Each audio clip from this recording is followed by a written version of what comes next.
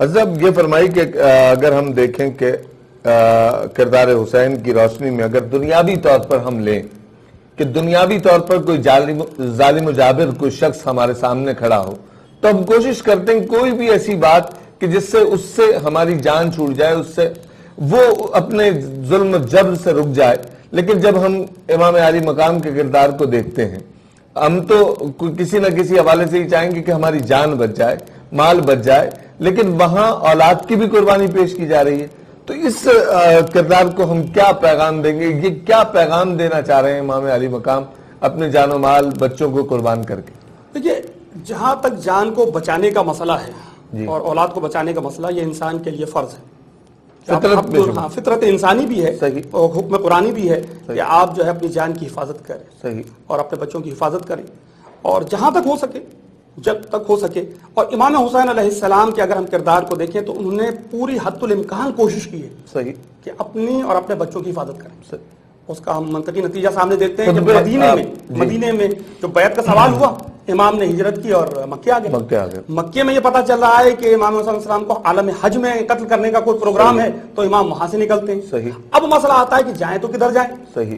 یعنی مدینہ چھوڑا جا چکا ہے، مکے سے پھر نکلنے کا ایک ارادہ ہے، اس لیے کہ اب وہاں پر رہنے کی گنجائش نہیں ہے. جو یزید کا کردار ہے وہ اس کو سامنے آ رہا ہے کہ کہیں یہ بے حرمتی نہ ہو خانہ کعبہ کی، کہ کہیں وہیں جنگ نہ ہو جائے. جو کربلا میں ہوا کہیں یہ خانہ کعبہ کے درمیان نہ ہو جائے، یہ ہو جاتا. اور تو اب امام کے لیے مسئلہ یہ آ رہا ہے کہ جائیں کہاں؟ تو کوفے والوں کے خط آ رہے ہیں، کوفے والوں کے خط آ رہے ہیں. اس میں بھی امام فوری طور پر نہیں لبیک کہہ دیتے، بلکہ اپنے بھائی کو بھیجتے ہیں کہ بھائی وہاں کے حالات اور واقعات دیکھو کہ لوگ کیا چاہتے کیا ہیں. تو پتہ یہ چلتا ہے کہ وہ یزید سے بالکل منحرف ہو چکے ہیں. وہ کہتے ہیں کہ بھائی ہم جو ہیں یہاں پر اس کے ہاتھ پہ بیعت نہیں کریں گے، اس کے ہاتھ پر بیعت بھی نہیں کریں گے، اور بیعت کیا تو ہم توڑنے کو تیار ہیں. ہمیں تو آپ آئیے، ہماری نمازیں بھی نہیں ہو رہی ہیں، ہمارے پاس عدل کا نظام بھی نہیں ہے، امر بالمعروف نہیں ہے، نہیں عن المنکر نہیں، آپ آئیے. اور یہاں تک خطوں میں جملہ ہے، خطوط میں جملے آتے ہیں کہ رسول اللہ اگر آپ نہیں آئے نا تو ہم قیامت کے دن ہم آپ کے نانا سے شکایت کریں گے کہ ہم نے حسین کو بلایا تھا اور حسین آئے نہیں. تو اب یہ یہاں تک پہنچتے ہیں. اچھا، اس کے بعد وہ منزل آتی ہے کہ جہاں سے پتہ چلتا ہے کہ کوفے والے خوف زدہ ہو گئے یزید کے لشکر سے، اور وہ اپنے اس سارے وعدوں معاہدوں سے، اور امام کے جو سفیر ہیں ان کو بھی انہوں نے شہید کر ڈالا. اب یہاں سے پھر امام کا جو کردار ہے، یعنی پہلی محرم سے لے کر یہ دیکھ لیجئے کہ یہ تقریباً 2 یا 3 محرم کی تاریخ ہے کہ جب امام حسین علیہ السلام پہنچے ہیں کربلا کے میدان. یہاں سے لے کے 9 محرم تک امام کا کردار صلح کا کردار بالکل ہے. بار بار ابن سعد جو آتا ہے، عمر ابن سعد جو آیا ہے، جو سپہ سالار بنا کر بھیجا گیا ہے ابن زیاد کی طرف سے، کوفے کے حاکم کی طرف سے، تو اس سے جو ہے گفتگو ہے امام کی. اور امام یہ چاہتے ہیں کہ کوئی ایسی چیز نکل آئے، میں یا پلٹ جاؤں یا مجھے یزید تک لے جایا جائے، میں خود رسول کر لوں، یا مجھے کسی اور راستے کی طرف جانے دیا جائے. یعنی مسلسل یہاں تک پتہ یہ چلتا ہے کہ کچھ لوگ یعنی شمر اس پر پیش وہ ابن زیاد تک خبر لے کے جاتے ہیں اور کہتے ہیں کہ یہاں تو رات کو جو ہے وہ مسرت بچ جاتی ہے، ابن سعد آتا ہے، حسین بیٹھتے ہیں اور دریا کے کنارے بیٹھ کر صلح کی باتیں کرتے ہیں. تو وہ ایک دم سے جذبات میں آتا ہے کیونکہ اسے تو پیغام مل چکا ہے یزید کا کہ نہ قتل کرنا ہے. تو وہ کہتا ہے کہ یہ ہم نے تجھے صلح کے لیے تو نہیں بھیجا، ہم نے تو تجھے جنگ کے لیے بھیجا. یہاں تک کہ 9 محرم تک یہ ساری باتیں آتی ہیں. اور آپ آخر میں دیکھیں گے کہ 9 محرم کی شام کو حملہ ہو گیا تھا کہ اب یہ سارا ہم ختم کر دیں گے، رات کے وقت ان کو ہم گھیر کے قتل کر دیں. تو امام آخری ایک منزل یہ آتی ہے کہ امام کہتے ہیں کہ میں چاہتا ہوں کہ تم بھی عبادت الہی کر لو، میں بھی رات بھر عبادت الہی کر لوں، تم بھی سوچ لو، میں بھی سوچ لوں.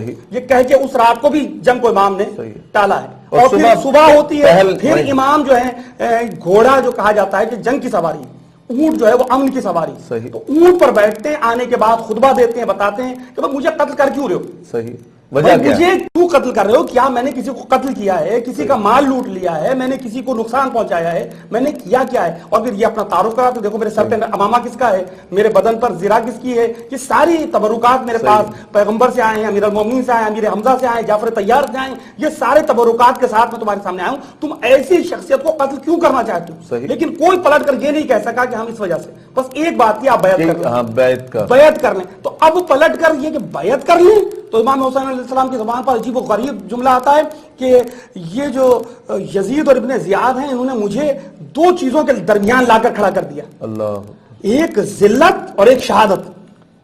ذلت و شہادت. اور حسین کہتے ہیں کہ میں ذلت سے موت جو ہے نا اس سے میں پسند نہیں کرتا ہوں کہ میں ذلت کو گوارا کروں. تو آخری جو حملہ ہو جاتا ہے تو اب دفاعی جنگ کرنا یہ انسان کے لیے فرض ہے. اور اس کے لیے امام نے کچھ پیش بندی بھی کی ہے. اپنے خیموں کے گرد جو ہے ایک نہر سے خالی تھی اسے صاف کر کے اس میں آگ جلوائی ہے تاکہ پیچھے سے حملہ نہ ہو جائے. تنابوں کو باندھا گیا ہے آگے, یعنی اس طرح سے پورا بندوبست کر لیا ہے کہ جو کچھ ہم کر سکتے ہیں اپنے دفاع کے لیے. یہ بھی نہیں ہے کہ ہم اتنے کمزور ہیں کہ ہم کو ترنے والا ہے کہ جو آئے اور وہ فوراً لقمہ بنا لے. نہیں, ایسا نہیں ہے. ہم لڑیں گے, آخری دم تک لڑیں. خود امام حسین علیہ السلام جو ہے وہ لڑے ہیں اور ایسی عظیم الشان جنگ لڑے ہیں جو تاریخ میں مثال ہے کہ ایک یکا و تنہا اتنے زخم کھانے کے بعد بھوکا اور پیاسا اور اتنے لاشیں اٹھانے کے بعد بھی اس طرح سے لڑ سکتا ہے. تو امام حسین علیہ السلام کا کردار, تو امام نے تو آخری دم تک بات کی, صلح کی بات کی, کہیں جنگ کی بات نہیں کی. مدینے کو چھوڑ دینا, اگر جنگ کرنا ہوتی تو مدینے میں آسان تھی, مکے میں آسان تھی, حاجیوں کو اپنے ساتھ ملانا زیادہ آسان تھا, یعنی سارا مسئلہ تھا. لیکن امام جو ہے یہ سب کچھ نہیں کرتے یہاں تک کہ جب جنگ کی نوبت. اچھا پھر یہ آپ دیکھیں نا کردار کہ جو کہیں تاریخ میں نظر نہیں آتا کہ جہاں پر پتہ یہ چلتا ہے کہ جہاں پر خطرہ ہوتا ہے تو لوگ چاہتے ہیں کہ زیادہ سے زیادہ افراد آ جائیں, یہاں ہو جائیں. ہاں افراد, آپ جتنے خطبے دیکھیں گے وہ پتہ یہ چلتا ہے کہ ہم موت کی طرف بڑھ رہے ہیں. جس کو جانا ہے وہ چلا جائے, انصار کو یہ بتایا جا رہا ہے, جس کو جانا ہے وہ چلا جائے. ہم موت کی طرف بڑھ رہے ہیں, جس کو جانا ہے چلا جائے. اور یہاں تک کہ چراغ گل کر دیا جاتا ہے کہ اگر تم یہ آپ شرم کی وجہ سے نہیں جانا چاہتے تو میں چراغ بجھا دیتا ہوں, چلے جاؤ. یہاں تک جواز دیتے ہیں کہ اہل بیت میں سے ایک ایک کا ہاتھ پکڑ لو, چلے جاؤ. قیامت کے دن کہہ دینا میرے نانا سے کہ ہم ان کی حفاظت کے لیے گئے تھے, ان کو صرف مجھ سے سروکار ہے, تم سے سروکار نہیں.